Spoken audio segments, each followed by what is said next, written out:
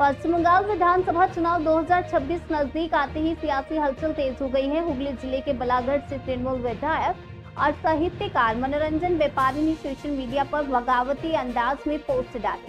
व्यापारी ने लिखा कि जब भी वे किसी मुद्दे पर लिखते हैं, लोग उन्हें धमकी देते हैं कि अगली बार टिकट नहीं मिलेगा। यहाँ तक कि उनके ही क्षेत्र के कुछ कार्यकर्ताओं ने कह दिया कि 9 महीने बाद उनकी विदाई तय है। इस पर व्यापारी ने पलटवार करते हुए लिखा, अगर टिकट नहीं मिलेगा तो वजह क्या है? क्या वे मिट्टी चोर हैं, माफिया है या अवैध कारोबार से जुड़े हैं? उन्होंने साफ कहा कि विधायक पद से परे भी उनके पास करने को बहुत से काम हैं। व्यापारी ने ये भी याद दिलाया कि उन्होंने सरकारी नौकरी छोड़कर चुनाव लड़ा और भाजपा को हराकर विधायक बने। पोस्ट के अंत में उन्होंने जोर देकर कहा कि आने वाले 3 चुनावों में भी तृणमूल कांग्रेस को हराने की ताकत किसी पार्टी में नहीं है। গতকালকে আপনি একটা ফেসবুকে পোস্ট করেছেন, আপনি এখানে লিখেছেন যে আমি মাফিয়া নয়, বালি চুরি করিনি। এই ধরনের পোস্ট কেন 2026-এর আগে? কিছু লোক এই বলাগড় থেকেই 1-1.5 বছর আগে থেকেই শুরু করেছে, আপনি আর টিকিট পাবেন না, আপনি আর টিকিট পাবেন না। আমি কেন টিকিট পাবো না? আমি কি কোনো অন্যায় কাজের সঙ্গে যুক্ত?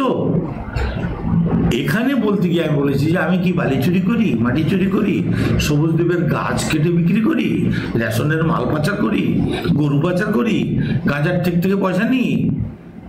তাহলে আমাকে দল টিকিট দেবে না কেন? কি আমার অপরাধ? আমি তো মানুষকে পরিষেবা দিই।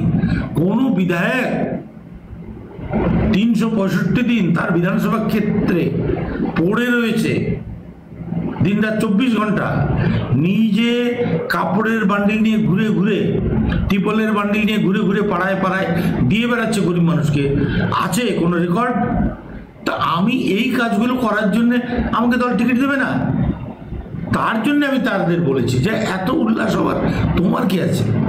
যারা আমার বিরুদ্ধে বলে আমি টিকিট পাবো না, আমি টিকিট পাবো না, তুই পাবি, তোদের পাবে কেউ, তাহলে এত আনন্দ হবার কি আছে?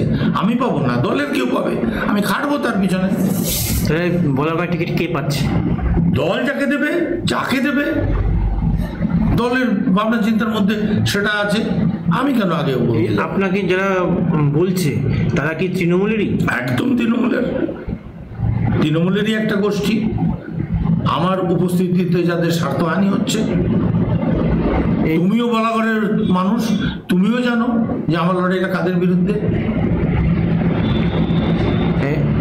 এই ধরনের পোস্ট এক্ষেত্রে কি যারা আপনার সম্বন্ধে বলছে তাদের কি কিছু বার্তা দেবেন?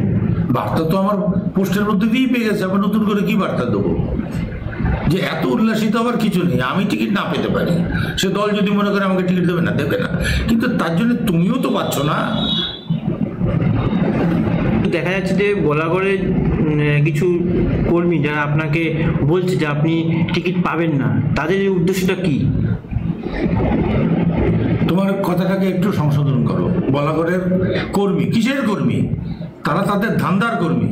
বলাগড়ের যে মানুষ, খেটে খাওয়া যে মানুষ, সবজি বিক্রি করে, মাছ বিক্রি করে, টোটো চালায়, চাষি মানুষ, একটু তাদের কাছে যাও না, জিজ্ঞেস করো না যে আমার কর্মকাণ্ডে তারা সন্তুষ্ট না অসন্তুষ্ট, আগের চাইতে আমার জনপ্রিয়তা বেড়েছে না কমেছে।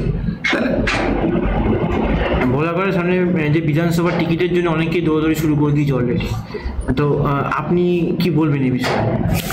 আরে দৌড়াতে তো পারে, কে দৌড়াবে না? সবাই ভাবতেই পারে যে হ্যাঁ সে টিকিটটা পাবে, সে দৌড়ানোর তাতে সে দৌড়াতেই পারে।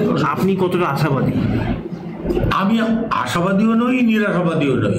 আমি একজন মাননীয়া মমতা ব্যানার্জির অনুগত সৈনিক। যে কাজে তিনি লাগিয়েছেন আমি করেছি, যে কাজে তিনি ভবিষ্যতে লাগাবেন করব। যদি তিনি বলেন কোনো কাজ করতে হবে না, বাড়ি গিয়ে বসে থাকো, তাই থাকবো। বাড়িতে আমার করবার মতো কাজ আছে। আমার একটা পরিচয়, আমি একজন লেখক। এই যে বইটা, এটাই আমার পরিচয়। আমি লিখবো, বই লিখবো। আমার যে আমি যাদের মনে করি যে দেশের শত্রু, সমাজের শত্রু, মানবতার শত্রু, তাদের বিরুদ্ধে আমি আগুন উদ্গীরণ করব কলম দিয়ে।